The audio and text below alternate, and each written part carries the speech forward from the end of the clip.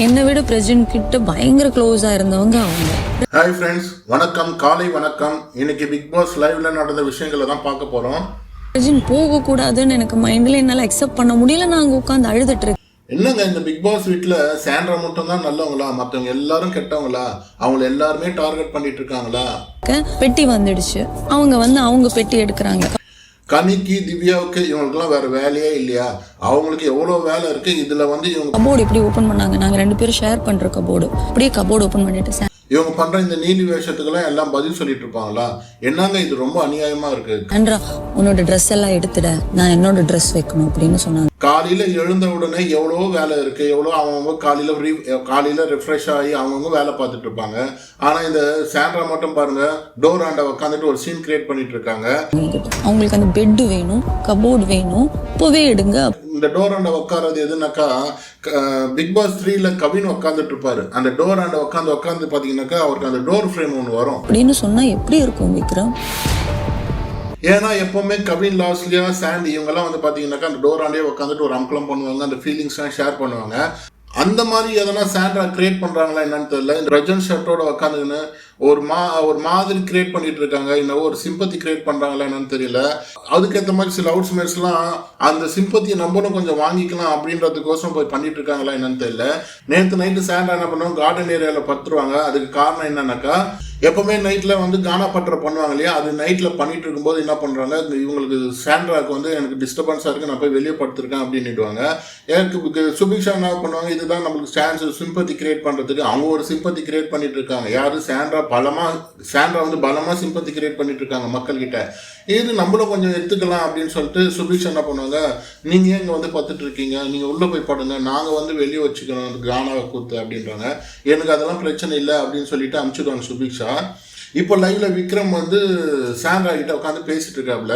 விக்ரமுக்கு கதை கேட்கறது ரொம்ப விருப்பம்னு நினைக்கிறேன். ஏன்னா யார் என்ன சொன்னாலும் எந்த மாதிரி சொன்னாலுமே கதை கேட்டுட்டு இருப்பாரு. விக்ரமுக்கு யாருன்னா ஒருத்தர் கதை சொன்னாலும் சரி, யாருன்னா அழுதாலும் சரி, அரவணைக்கிறன்ற பேர்ல அவங்க மூல செலவை நல்லா பண்றாருங்க. யாருன்னா அழுதுட்டா போதும், யாருன்னா தனிமையில இருந்துட்டா போதும், அப்படின்னா இவரு தான் ஆபத் பாண்டவர் மாதிரி அவங்க எல்லாருக்குமே இவர் தான் பாத்தீங்கன்னாக்கா அருள் புரியுற மாதிரி என்னவோ பண்ணிட்டு இருக்காரு. அது ஒரு கேம் தாங்க. யார் ஒரு மன கஷ்டத்துல இருக்கும்போது அவங்க சொல்றதை நம்ம கேட்குறோமோ, அவங்க சொல்றவங்க மன கஷ்டத்தோட சொல்றவங்களுக்கு நம்மலாம் இவ்வளவு ஃபீலிங்கோட சொல்றோம், இவர் இதெல்லாம் கேட்கிறாரு, நம்மளுக்கு ரொம்ப உறுதுணையா இருக்கிறாரு அப்படின்னு சொல்லிட்டு அப்படிதான் அந்த வீட்டுல ஒரு மாயை கிரியேட் பண்ணி வச்சிருக்காரு. வீட்டில் இருக்கிற பெண்கள்கிட்ட போய் கேளுங்க, உங்களுக்கு யார் வேணும், இந்த வீட்டில் யார் இருக்கணும்னு நினைக்கிறீங்கன்னா எல்லாரும் விக்ரம் சொல்லுவாங்க. ஏன்னாக்கா அவங்களுடைய கஷ்டத்தை சொல்றதுக்கு ஒரு புலம்பலுக்கு, அவங்களுடைய புலம்பலுக்கு சொல்றதுக்கு ஒரு ஆள் வேணும். அது விக்ரமா இருக்கிறாப்புல. அந்த விக்ரம் அந்த ஒரு மாயை கிரியேட் பண்ணி எல்லார்கிட்டையுமே நல்லவன் அப்படின்ற மாதிரி பேர் எடுத்துட்டு இப்போ நேற்று கூட பாருங்க, நாமினேஷன்ல வராம எஸ்கேப் ஆனப்பல. எதனால?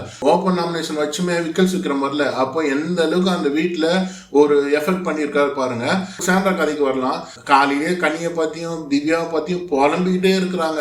அதாவது ஆரம்ப கால கட்டத்துல இருந்து என்ன பண்ணாங்க, ஏது பண்ணாங்க எல்லாத்தையுமே சொல்லிட்டு இருக்காங்க.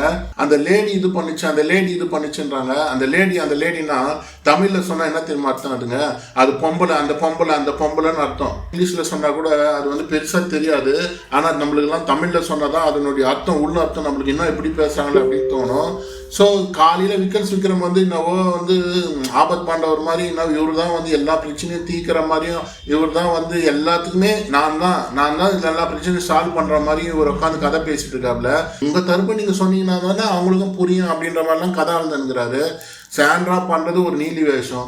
அவங்க மேஜரா டார்கெட் பண்றது பாத்தீங்கன்னா கனியும் திவ்யாவும் தான். இந்த 2 பேருமே அவங்க இந்த வீட்டை விட்டு வெளியே போனாதான் அவங்களுக்கு சந்தோஷமா இருக்கும். ஸ்பெஷல் வாஷிங்ல சாண்ட்ராவோட ஒரு கப் இருந்திருக்கு, அதை வாஷிங் பண்ணுங்க அப்படின்ற மாதிரி கனி சொல்லியிருக்காங்க. அதை ஃபேஸ் டு ஃபேஸ் பார்க்காம, ஐ டு ஐ கான்டாக்ட் வச்சுக்காம சாண்ட்ரா பதில் பேசிட்டு போவாங்க. இது கனிக்கு ரொம்ப அஃபென்ஸ் ஆகும்.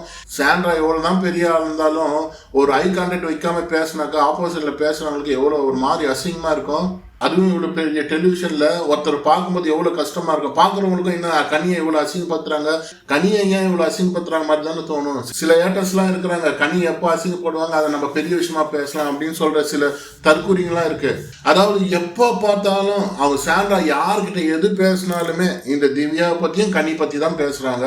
அவங்க 2 பேர் என்னென்ன பண்ணாங்க, ஏது இது பண்ணாங்க, இவங்க என்னவோ நல்லதே பண்ணிட்டு இருக்கிற மாதிரி இவங்க கேம்ல கரெக்டா விளையாடுற மாதிரியும் பேசிட்டு இருக்காங்க. அதுக்கேற்ற மாதிரி இந்த பார்வதி வேற சாவி கொடுத்துட்டே இருக்கிறாங்க. அதுக்கேற்ற மாதிரி பொம்பலாட்டம் மாதிரி சாண்ட்ரா ஆடிட்டே இருக்கிறாங்க. பார்வதிக்கு என்ன, நீ என்ன வேணாலும் பேசுமா, உன்னுடைய பேர் தானமா டேமேஜ் ஆக போகுது, எனக்கு என்னம்மா. ஒரு நல்ல தண்ணியில ஒரு டிராப் விஷம் போட்டாலும் அந்த தண்ணியே விஷம் ஆயிடுற மாதிரி இந்த பிக் பாஸ் வீட்லயே 2 விஷம் இருக்குங்க. ஒன்று சாண்ட்ரா விஷம், ஒன்று பார்வதி விஷம். இந்த 2 விஷத்தினால Bigg Boss season 9 total waste ஆயிடுச்சுங்க. என்னங்க இவ்வளோ வன்மமாங்க, இவ்வளோ மோசமாக அவங்க பேசுவாங்க, இவ்வளோ இதுவாக அவங்க பண்ணுவாங்க. ஒரு என்னடா நம்ம இந்த மாதிரி உக்காந்துங்கன்னு மற்றவங்களை பற்றி தப்பாக பேசிட்டு இருக்குமே அப்படின்ற மாதிரி ஒரு எண்ணம் இல்லை. ஸோ மக்களே, நம்ம சேனலில் சப்ஸ்கிரைப் பண்ணுங்கள், லைக் அண்ட் ஷேர் பண்ணுங்கள். அடுத்த லைவில் உங்களை சந்திக்கிறேன். நன்றி, வணக்கம்.